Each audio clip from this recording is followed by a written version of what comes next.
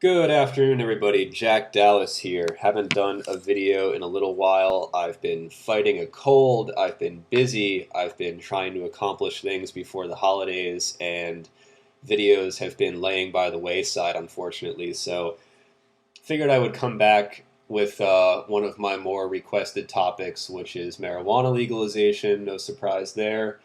Um, there's been a lot of talk in the media, guys, about what states are going to legalize and how are they going to do it. And you might have seen that I did a video on this in the past this year about the future of marijuana legalization in 2016. I am sort of treating this video as an update video to that since some new information has come out. And I also wanted to give a little bit of my own opinions on how things are moving forward and, just sort of try to offer not just opinion, but what I would call some insight just into a topic that I try to stay informed on. So, this is a map that you might have seen in either the Huffington Post, where I got it from, or Time Magazine, or any other number of websites which has posted it. This is a map by the ArcView Group. The ArcView Group is essentially the largest investment firm for cannabis out there right now. And this map is a map of their projections for legalization of marijuana moving forward, starting from what's going on in 2015 now up to 2020. Now, I use this map only as a frame of reference at first because it's the more popular map that people often see. But as far as my own opinion goes, I do think the map is a little overly, shall we say, optimistic. I do think some of these states in the Northeast are going to legalize and move forward, but maybe not quite as many or not quite as quickly as the ArcView Group thinks.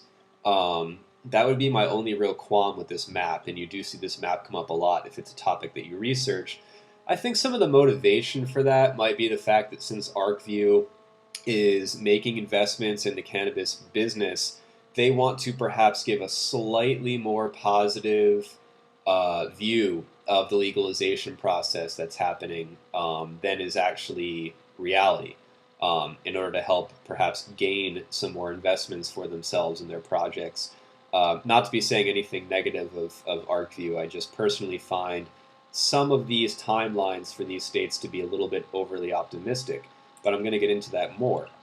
Now, some of you might see I post articles from this website a lot, the Daily Chronic. They are really on top of medical marijuana laws and things happening in legislatures and just how politics are involved in this issue. I think they're one of the better sources of getting information quickly. And they did this article recently, which was the 8 states that should legalize marijuana in 2016. And I think this article is a little bit more realistic, and I was almost just going to make some notes, and then I came across this, and I thought this might be a good place to start. So, I mean, if you guys just Google this article, you'll find it real quick. So as far as, the way that they list it here, you'll notice that they list the states based on how they're going to move forward with legalization, and I think that's a pretty good way to do it, rather than just saying, East Coast, West Coast, because I personally, guys, I think, and this is important to me, I do think that when it comes to this issue, part of the reason why there's such a divide between public opinion and perception and what actually happens in terms of legislative change is that people don't fully comprehend how political change happens in our country.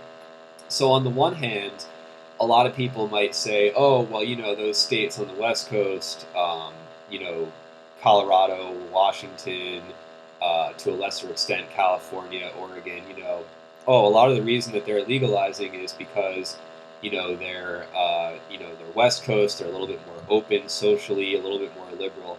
And that's definitely a big factor. But one of the things I pointed out in my other video, guys, is that what those states have, which is even more important, is the ability for their citizenry to have a petition and get enough signatures for anything to be basically voted on. And essentially, it was not so much the liberal attitude as it was the sort of freedom of the people to make their own decision. And as you're going to see as I scroll down and talk about some of these other states, there are states where, according to just about every poll, such as Maine, such as Vermont, this really pertains to the East Coast, where it would appear, or it would seem, that if the votes were to happen tomorrow on marijuana legalization, that it would pass without a doubt. And I think that one of the things you have to realize is just that, the states that have legalized it are simply the states that have had the opportunity, where the people have been allowed to vote on the issue. They've been given some of their freedom back from the government. So if other states had the freedom to vote, I think we might see legalization elsewhere. And I think that's something to point out, is it's not just simply a West Coast, East Coast thing. It's about, do these states have ballot initiatives? Do they have the ability to collect signatures to get things voted on? So I think I've said enough on that. Moving on, Nevada already on the ballot, like they say here. Not much to say on this one, guys. Nevada's already pretty well advanced. I do think you're going to see legalization in Nevada in 2016. Might be a little bit more limited than, say, Colorado, but I do think you're going to see legalization there for adults over the age of 21 for recreational. Arizona, the same thing. Now you'll see they have a petition drive, as it says. Everything I've read about Arizona's efforts, it's been positive so far. I've heard really good things. I do think Arizona will legalize for recreational in 2016 as well. Probably not as good of a chance as Nevada, but I think a good chance nonetheless. Interestingly, we move up to Maine. Now, one of the key things to mention here, and I'm glad they did mention in the article, is that there were two, sort of campaigns going on, collecting signatures to get this on the ballot, and that was able to be brought down to one. And it's the one backed by the Marijuana Policy Project. And it would seem that so far, for better or for worse, anything backed by the MPP fully, unless they bail out, tends to be the more, I guess what you would say, solidified version of what ends up going to the legislature. So the fact that the MPP-backed initiative was the one that moved forward is probably a good sign as far as legalization happening sooner rather than later, in terms of being able to stay out of some of the muck of politics. I think the MPP can probably get things done there. And like I just mentioned a minute ago, Maine is one of those states where you have really big public support, even bigger public support than in some of the more well-known states for marijuana policy. I mean, it says here, the one poll had 65% approval. That's pretty huge, comparatively speaking. So, as far as Maine goes, if you want my final projection, I think if it gets to the ballot, it's going to be legal. We might see Maine be the first East Coast state to go legal, guys. It's another question I get sometimes is, what state on the East Coast is going to go first? And I think it will be Maine. The other obvious choice might be Vermont, but we'll see why that might not happen.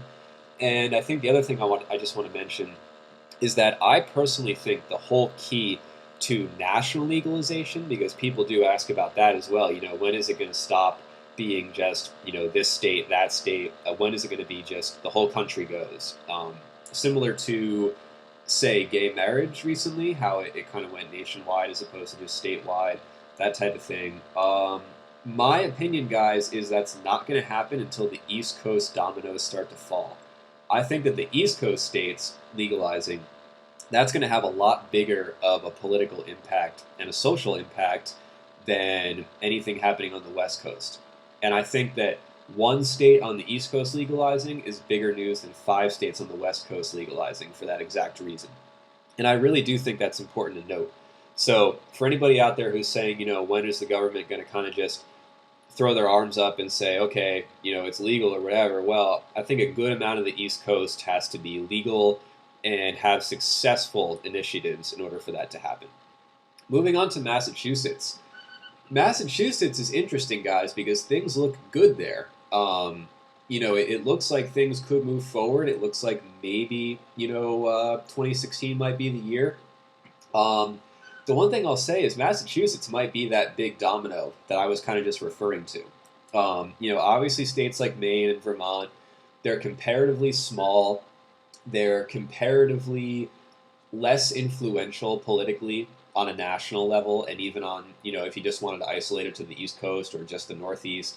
Obviously, they're more, marginalized. They're less important politically speaking, or less covered than Massachusetts would be. So if Massachusetts moves forward with legalization, that's going to be huge, guys, and that might be that big domino that gets things rolling. Obviously, a state like, New York, New Jersey, one of those big guys, tri-state area would be big time, but personally, I don't think you're going to see them legalize until, a state like maybe Massachusetts does it first.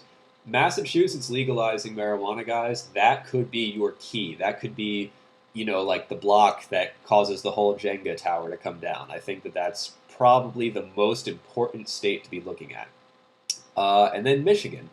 Michigan, again, is interesting because Michigan is already pretty well known for cannabis culture. They have the Michigan Cup every year, which is one of the more, I guess you would say, well-respected cups out there in terms of people that are kind of into cannabis. It also tends to be kind of a, I don't know, somewhat friendly state when it comes to this, even though it's not really in friendly territory. I do think you might see, legalization there. I don't know if it's quite as solidified, however, as the other East Coast states I've mentioned. Moving on to California. I'm going to try to make this quick, guys, because I feel like I could say a lot about California. Now, it's pretty obvious to most people that California is going to legalize to some extent in 2016. Now, they were obviously kind of the first state, 1996, legalizing medical marijuana, whatever, even though Alaska already had home cultivation. One of the things, and you'll kind of see some stuff in here about this, is that there's, number one, there's many different campaigns in California, so there's not a very, it's a very divided front. There's not a very solidified coalition or group that is definitely the main guy. And on the other hand, some of the people involved in some of the more popular initiatives are, like they mentioned here, Sean Parker, blah, blah, blah. It makes me worried, guys, because when I research California, one of the things I see is a lot of big, big money behind what's going on in terms of affecting the laws. Now, you might be saying, oh, that's no different than what happens elsewhere, and, just because it's marijuana doesn't mean it's not going to happen. And I agree with you fully. I do think, unfortunately, that's going to be the way things go. But I will say that in some other states, there has been what I would call somewhat of an effort, or at least some kind of result, where the little guy, or a person who wants to start their own marijuana business, who isn't already wealthy, or who isn't already, in that kind of zone, can start a business and be successful. And one of the things that I see in California that I don't really like is it would seem that the way that the laws are being designed is so that when things do go legal, basically the big rich guys can come in who already have power and just kind of take it over. And I really have no problem with capitalism, guys. I mean, I'm kind of a free market capitalist. I think you know that. But what I do have a problem with is a non-level playing field. So in other words, if some, rich person wants to come in and design and build and operate an outstanding marijuana cultivation facility, and their product or their medication is, pesticide free, it's safe, it's good, people like it, it has a solid reputation, it has test results, all that stuff, fine, it should be on the market. I don't want to, just tell somebody, oh, you're already rich, so, get out of this business. That's not really what I want to say, because I think that, marginalization is bad no matter what when it comes to the economy. But at the same time, in my opinion, a lot of the laws in California are being designed so that in order to adhere to the standards of, the laws surrounding what a quality product is, you already have to have, connections or a lot of money or already kind of be in the business. They're essentially, to make a long story short, just going to make it really hard, just like every other business in America. They're going to make it really hard for the little guy to get in because you need a million licenses, a million, ways to comply, and basically they're going to just try to keep the small guys out. Now, this is important because in California, I think that what a lot of people wanted to do is everybody knows that there's already a bunch of, gray area / illegal, pretty big time growers out there. And a lot of people wanted to design a law which would integrate these people and bring them into the fold. So in other words, let's just say, and I want to do things according to, the letter of the law, quote unquote, guys. I mean, like I said, I'm a free market guy. I think you should be allowed to just grow your own shit and sell it. But, I'm trying to be somewhat realistic here. And I guess what I want to say is just that I don't think it should be the style of law where if you were a guy growing some plants in your backyard in the past, it should not be impossible or even very difficult for you to simply file some paperwork and begin to do that legally And in my opinion, these initiatives are making it so that if you were just kind of a small mom and pop operation, you have no chance. It's going to be Monsanto. And that is not free market capitalism. That is simply the rich making a barred entry into an industry that they know nothing about and essentially never wanting competition for themselves. If you keep those growers out who have generations of experience and who actually know what they're doing, then you are going to have no competition. Your product is not going to have to be outstanding in order to stand out or be sold. And I think that by getting rid of competition, they're heading in the wrong direction. So that's something I kind of wanted to mention, guys. The unfortunate part about the California process is it seems like the little guy is being forced out, and they want these medical growers out so that the big guys don't have any competition. And that is not an economy, guys. That is simply a racket.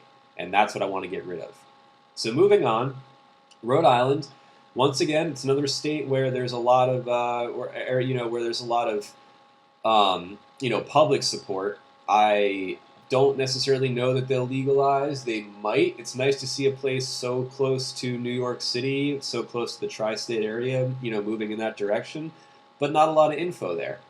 And that brings us finally to Vermont, which I was mentioning earlier. Now, Vermont kind of has the social ability to legalize marijuana. Their people obviously want to, much like Maine.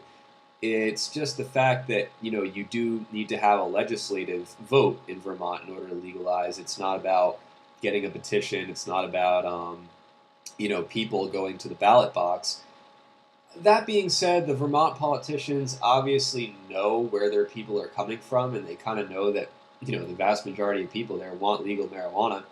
I'm sure legal marijuana is going to be there probably in 2016, one way or another. As this article says, and it's probably accurate, they might be the first state to legalize through the legislative process. Again, just because their sort of social status, I guess you would say, is so unique. I mean, Vermont is just so sort of left-wing liberal in terms of, especially comparatively to other places in the East Coast, that I think their politicians know they kind of have to vote for it. That being said, that kind of highlights my point from earlier, guys, that in a lot of these other states, it's not so much that people don't want marijuana or that they're not ready, it's that their politicians are strangling them and not letting them decide. And I think that this says a lot about our country when, politicians who are supposedly elected to represent our will don't even allow us to decide on an issue. They're not even letting you vote no, even if you are against it. You don't even get a say. Doesn't matter if you're for it, doesn't matter if you're against it. You voted for your politicians, they got in there, and then they did the exact opposite of what they claimed to do. They didn't represent your vote. They didn't represent your opinion. They did not put what you wanted on a ballot. They simply got in power and reduced your ability to have any decision-making abilities whatsoever. That's not representation, guys. That's fascism, and we need to start calling it what it is. So let me know what you think about this topic, guys. That's what I think we're going to have going forward. I think some of these states are going to legalize, but I do think we're moving a little bit too fast as far as what we think is going to happen on the East Coast. We have to remember that things happen in legislative cycles, so it's not like you can just vote on marijuana anytime you want, and it's not like these things happen quickly. It's all about timing and momentum. You kind of saw that in California where things look good, and then when it doesn't happen, you have to start all over again. And then the last thing, just again mentioning that I think states like California, the people need to realize that they're being set up for a corporate takeover, and that these growers that have been doing this stuff, not really causing any harm to anybody for years, are about to be marginalized. And instead of making these people into criminals, unwillful criminals, they don't want to be criminals, they want to adhere to your regulation, but you're making it impossible. This is how the government is creating crime, guys, out of this industry. Is they're essentially saying, even if you want to be in this business, we're going to make it impossible so that the people who donate to us are the only people that have a chance. And that, guys, once again, that's not freedom, that is fascism, that is tyranny. We need to call it for what it is. We need to make this business open. If you want marijuana to assist our economy, it needs to be open and available to anybody who wishes to make it a better industry for everyone. So you guys take care. We'll talk again soon.